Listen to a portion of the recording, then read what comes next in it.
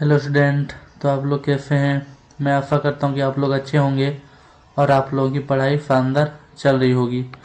तो कल हम लोगों ने चैप्टर 12 वृत्त से संबंधित क्षेत्रफल में क्या क्वेश्चन नंबर 24 तक देख चुके थे। तो आज चलिए हम लोग क्वेश्चन नंबर 25 से स्टार्ट करते हैं। इससे पहले आप लोग अगर कल वाला क्लास नहीं देखें तो आप लोग वहाँ से देख के वहाँ से क्या कॉन्सेप्ट और क्या ऑब्जेक्टिव टाइप क्वेश्चन देख सकते हैं, जो कि बोर्ड के एग्जाम के दृष्टिकोण से काफ़ी महत्वपूर्ण रहेगा। तो चलिए हम लोग आज क्वेश्चन नंबर 25 स्टार्ट करते हैं। बोला घड़ी की सेकेंड वाली सुई द्वारा 1 मिनट में तय किया गया कौन कितना होगा। तो जो मिनट क्या सेकेंड वाली सुई होती है या फिर मिनट, यहाँ पे सेकेंड वाली सुई जो होता है एक कितना यहाँ पे 1 मिनट में, ठीक है। 1 मिनट मतलब 60 सेकेंड। 60 सेकेंड में कितना दूरी करता है पूरा क्या एक चक्कर लगा देता है। एक चक्कर में कितना डिग्री होता है 360 डिग्री। तो यहाँ पे कितना आ जाएगा इसका answer 360 degree. D number answer हो जाएगा। अब चलिए क्वेश्चन नंबर 26 देखते हैं। किसी वृत्त की परिधि और व्यास का अनुपात क्या होता है। तो किसी वृत्त का परिधि क्या होता है 2 पाई r होता है और व्यास क्या होता है व्यास d होता है, ठीक है। व्यास d होता है, लेकिन जानते हैं हम लोग d इज इक्वल टू क्या 2r। तो यहाँ पे क्या हम लोग इस d की जगह 2r बिठाएंगे, ठीक है। तो 2r क्योंकि व्यास ही तो है 2r, ठीक है। तो हम लोग d is equal to 2r और d क्या व्यास है, तो d की जगह हम लोग क्या 2r बिठाएंगे। तो यहाँ क्या 2 से 2 कट जाएगा, r से यहाँ पे r कैंसिल हो जाएगा, क्या बचेगा पाई। और यहाँ पे नीचे कुछ नहीं बचा, क्या 1 इज इक्वल टू फिर क्या बोल सकते हैं पाई अनुपात 1, ठीक है। तो ऐसा ऑप्शन दिख रहा है यहाँ पे पाई अनुपात 1 नहीं है, तो इसका आंसर क्या हो जाएगा इनमें से कोई नहीं, यहाँ पे ऑप्शन के अकॉर्डिंग। अब चलिए यहाँ पे क्वेश्चन नंबर 27 देखते हैं। यदि एक वृत्त के परिमाप और क्षेत्रफल संख्यात्मक रूप से बराबर है तो वृत्त की त्रिज्या क्या होगा। तो यहाँ क्या वृत्त का परिमाप मतलब परिधि, वृत्त का परिधि क्या होता है 2 पाई r और वृत्त का क्षेत्रफल क्या होता है पाई r स्क्वायर होता है। पूरा दोनों संख्यात्मक रूप से बराबर है तो यहाँ पे इक्वल कर देते हैं। यहाँ क्या इस पाई से पाई कैंसिल हो जाएगा, तो क्या बच जाएगा 2r इज इक्वल टू यहाँ पे आर स्क्वायर को क्या लिख सकते हैं हम लोग r गुना r। तो एक r से यहाँ पे r क्या हो जाएगा पार हो जाएगा, तो r इज इक्वल टू क्या हो जाएगा 2 मात्रक। यहाँ पे ए नंबर ऑप्शन हो जाएगा आंसर 2 मात्रक। चलिए क्वेश्चन नंबर 28 देखते हैं। अब हम लोग यहाँ पे बोल रहा है स्पर्श रेखा और वृत्त के उभयनिष्ठ बिंदु को क्या कहते हैं, ठीक है। तो एक मान लेते हैं वृत्त है, ठीक है। यहाँ वृत्त का जो है यहाँ पे एक बिंदु मान लेते हैं, वृत्त पे एक बिंदु है, ठीक है। हम लोग दूसरा कलर से देखते हैं ताकि समझ में आ जाए। चलिए यहाँ पे हम लोग देखते हैं। यहाँ पे क्या एक मान लेते हैं, बोला क्या यहाँ पे वृत्त पे एक बिंदु है, इससे क्या एक यहाँ पे स्पर्श रेखा खींचते हैं, ठीक है। स्पर्श रेखा खींचते हैं तो बोल रहा है वृत्त को जिस बिंदु पे ये स्पर्श रेखा क्या ए बी मान लेते हैं, ठीक है। तो स्पर्श रेखा ए बी वृत्त को जिस बिंदु पे टच करता है तो बोल रहा है इस बिंदु को क्या बोलते हैं, इस बिंदु को क्या बोलते हैं स्पर्श बिंदु बोलते हैं। क्या बोलते हैं यहाँ पे स्पर्श बिंदु, ए नंबर आंसर हो जाएगा। अब चलिए क्वेश्चन नंबर 29 देखते हैं। बोला थीटा कोण वाले त्रिज्याखंड का क्षेत्रफल क्या होगा। तो थीटा कोण वाले त्रिज्याखंड का क्षेत्रफल मतलब एरिया क्या हो जाएगा थीटा बट्टे 360 क्या पाई आर स्क्वायर हो जाएगा। बेसिकली यहाँ पे इस प्रश्न में क्या यहाँ पे फार्मूला पूछ रहा है कि थीटा कोण वाले त्रिज्याखंड का क्षेत्रफल क्या होगा। तो फार्मूला यहाँ पे हो जाएगा थीटा बट्टे 360 पाई आर स्क्वायर। अब इसी प्रकार से क्वेश्चन नंबर 30 में भी सेम ही है। बोला थीटा कोण वाले त्रिज्याखंड का इस बार संगत चाप की लंबाई पूछ रहा है, तो मतलब एल इज इक्वल टू क्या थीटा बट्टे 360 और 2 पाई आर हो जाएगा। इस बार यहाँ पे क्या पूछ रहा है थीटा कोण वाले त्रिज्याखंड का क्षेत्रफल, तो त्रिज्याखंड का क्षेत्रफल नहीं संगत चाप की लंबाई पूछ रहा है। एल इज इक्वल टू क्या थीटा बट्टे 360 2 पाई आर फार्मूला पूछ रहा है। यही फार्मूला होता है क्या संगत चाप की लंबाई के लिए। यहाँ पे चलिए क्वेश्चन नंबर 31 देखते हैं। क्वेश्चन नंबर 31 बता रहा है त्रिज्या 4 सेंटीमीटर वाला मतलब r इज इक्वल टू कितना है यहाँ पे r इज इक्वल टू कितना 4 सेंटीमीटर है, ठीक है। और थीटा इज इक्वल टू कितना दिया है यहाँ पे जिसका कोण कितना है 30 डिग्री है। बोल रहा है यहाँ पे क्या यहाँ पे वृत्त के त्रिज्याखंड का क्षेत्रफल निकालने का फॉर्मूला भी देखे हम लोग क्या थीटा बट्टे 360 पाई आर स्क्वायर। यहाँ पे क्या होगा थीटा का वैल्यू कितना है 30 है बट्टे कितना हो जाएगा 360 थीटा थीटा बट्टे 360, ठीक है। यहाँ पे क्या थीटा बट्टे 360, उसके बाद क्या पाए, पाए का वैल्यू कितना 22/7, थीटा बट्टे 360 पाए आर स्क्वायर, आर का वैल्यू कितना है 4, तो 4 का स्क्वायर कितना हो जाएगा यहाँ पे 16, तो यहाँ से कट जाएगा कितना 3 से 12 घर में कट जाएगा। अब क्या हम लोग यहाँ काट सकते हैं 4 4 तिया 12, यहाँ 4 4 16, तो यहाँ पे क्या 22 चौक 88,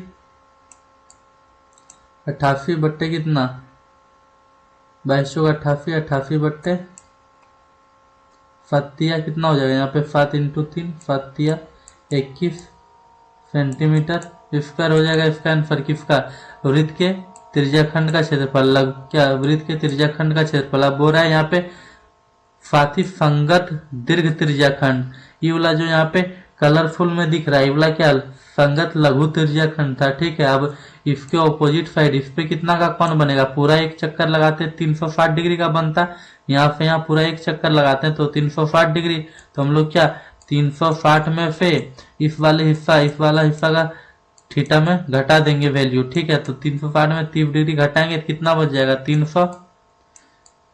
330 डिग्री, तो इसका पूरा वैल्यू यहाँ से यहाँ तक कितना गया 330 डिग्री। तो अब हम लोग क्या यहाँ पे क्या दीर्घ त्रिज्याखंड का थीटा में वैल्यू कितना निकल गया 330 डिग्री, तो हम लोग क्या यहाँ पे सेम वही फॉर्मूला लगाएंगे थीटा बट्टे 360, लेकिन इस बार थीटा कितना 330, थीटा बट्टे 300 और थीटा बट्टे 300, यहाँ पे क्या थीटा बट्टे 360 गुना पाए, पाए का वैल्यू कितना फिर वही 22/7, और आर तो हम लोग को त्रिज्या पता ही है कितना 4, 4 का स्क्वायर कितना इस बार वही सेम 16 ही रहेगा,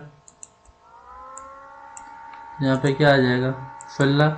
अब यहाँ से कट जाएगा 0 से 0, 0 से 0, यहाँ पे क्या 3 से काट सकते हैं 11 घर में, 3 से काट सकते हैं 12 घर में, तो यहाँ पे फिर क्या 4 तिया 12, 4 4 16, तो यहाँ पे कितना हो जाएगा 22 चौक 88, ठीक है 22 चौक 88 गुना 11, ठीक है। तो कितना हम लोग करेंगे 88 गुना 11 और डिवाइड बाय कितना 7 तिया नीचे कितना आ जाएगा 21, तो यहाँ पे सॉल्व करेंगे कितना 11 8 88, 88 का 8 हाथ मेरा कितना 8, फिर 11 8 88, 88 और 8 कितना हो जाएगा 96 और डिवाइड बाई क्या 21 इतना सेंटीमीटर स्क्वायर। तो ये क्या दो प्रश्न यहाँ पे बेसिकली पूछा था, क्या यहाँ पे वृत्त के लघु त्रिज्याखंड का क्षेत्रफल और साथ ही क्या संगत दीर्घ त्रिज्याखंड का क्षेत्रफल। तो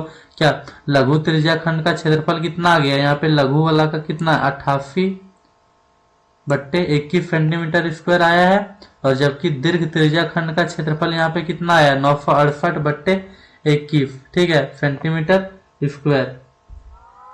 तो चलिए हम लोग क्वेश्चन नंबर 32 की ओर बढ़ते हैं। बोल रहा है एक वृत्त के चतुर्थांश का क्षेत्रफल ज्ञात कीजिए जिसकी परिधि इतना दिया है। तो वृत्त का परिधि क्या होता है 2 पाई आर होता है, यहाँ इसका वैल्यू कितना दिया है 22 दिया है, यहाँ पे 2 इंटू पाई का वैल्यू हम लोग को कितना पता है 22/7 इंटू क्या multiply R is equal to कितना 22, तो यहाँ क्या 22 से 22 कैंसिल हो जाएगा, तो यहाँ क्या 2 इंटू आर, तो यहाँ पे 2r हो जाएगा इज इक्वल टू क्या यहाँ डिवाइड में 7 है, उधर जाएगा क्या हो जाएगा मल्टीप्लाई में 7, तो r इज इक्वल टू यहाँ पे कितना आ जाएगा 7/2 सेंटीमीटर।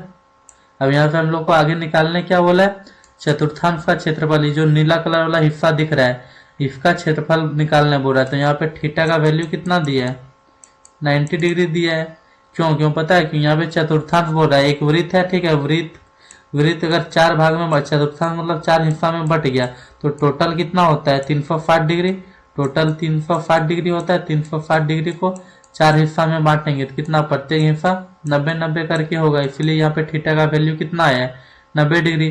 तो यहाँ पे क्या हम लोग को त्रिज्या भी पता है, थीटा का वैल्यू भी यहाँ पे 90 डिग्री पता है, तो चतुर्थांश का फॉर्मूला क्या होता है वही सेम हम लोग क्या यूज कर सकते हैं थीटा बट्टे 360 पाई आर स्क्वायर, ठीक है। तो यहाँ पे थीटा की जगह कितना है यहाँ पे 90 डिवाइड बाई कितना 360 और पाई का वैल्यू कितना 22/7 और आर का वैल्यू कितना निकला है यहाँ पे 7/2 तो कितना हो जाएगा 7/2 गुना 7/2 तो यहाँ क्या 7 से 7 कैंसिल हो जाएगा। यहाँ क्या 2 से कितना घर में 11 घर में, यहाँ 9 से कितना 4 घर में, तो यहाँ पे क्या आ जाएगा 11 यहाँ पे 77 और यहाँ पे कितना हो जाएगा 4 दूनी 8 तो कितना 77/8 सेंटीमीटर स्क्वायर इसका आंसर आ गया है। ठीक है, अगर यहाँ पे अगर बेसिकली पूछेगा एक चतुर्थांश चतुर्थांश का क्षेत्रफल कितना होगा तो हम लोग सिंपली कर सकते हैं क्या चतुर्थांश मतलब क्या 90 डिग्री बट्टे क्या डिवाइड बाय 360 और यहाँ पे क्या रहने देंगे पाई आर स्क्वायर तो यहाँ से कट जाएगा कितना 4 घर में।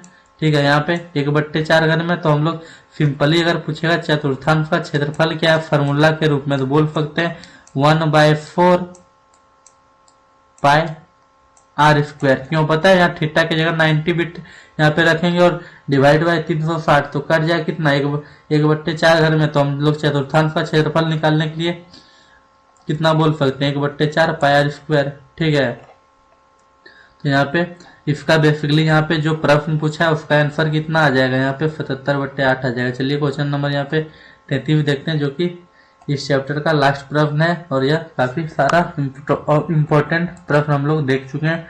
तो आर त्रिज्या वाले वृत्त के त्रिज्याखंड का क्षेत्रफल ज्ञात कीजिए जिसका क्या पी डिग्री है, मतलब थीटा इज इक्वल टू कितना दिया है यहाँ पे हम लोग को पी डिग्री दे दिया है। ठीक है, और आर इज इक्वल टू यहाँ पे कितना दिया है बड़का आर दिया है। ठीक है, तो हम लोग को पता है थीटा इज इक्वल टू क्या होता है फॉर्मूला 360 पाई आर स्क्वायर होता है त्रिज्याखंड का क्षेत्रफल।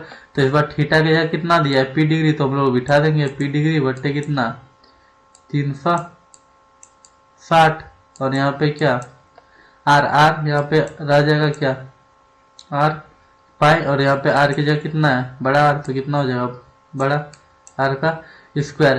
ठीक है, यहाँ पे इसका आंसर तो बेसिकली ये वाला हो जाएगा क्या थीटा मतलब क्या पी डिग्री बट्टे 360 पाई आर स्क्वायर। ठीक है, अब कभी कभी क्या करता है पता है प्रश्न में यहाँ पे यही चीज दिया हो रहेगा मतलब मान लेते हैं यहाँ पे पी दिया है इसका इस प्रश्न का आंसर यही हो गया है। ठीक है, यही वाला पी डिग्री बट्टे 360 पाई आर स्क्वायर। लेकिन कभी कभी एग्जामिनर क्या करता है कि पी डिवाइड बाई क्या 360 यहाँ पे पाई आर स्क्वायर रहने दिया। ठीक है, यहाँ पे ऊपर भी 2 से गुना कर दिया नीचे भी 2 से गुना कर दिया तो कोई फर्क पड़ा क्या कट के तो सेम चीज यही फिर पी डिग्री बट्टे 360 पाई आर स्क्वायर बचेगा। अगर हम लोग ऊपर 2 से गुना किए नीचे 2 से गुना किए तो कोई फर्क नहीं पड़ा तो यहाँ पे हम लोग इस प्रकार से बोल सकते हैं 2p पाई आर स्क्वायर बट्टे यहाँ पे कितना हो जाएगा 36 दूनी 72 720। इस प्रकार से अगर भी दिया हुआ रहेगा ऑप्शन में ना तो यहाँ पे कुछ ऊपर नीचे मल्टीप्लाई करके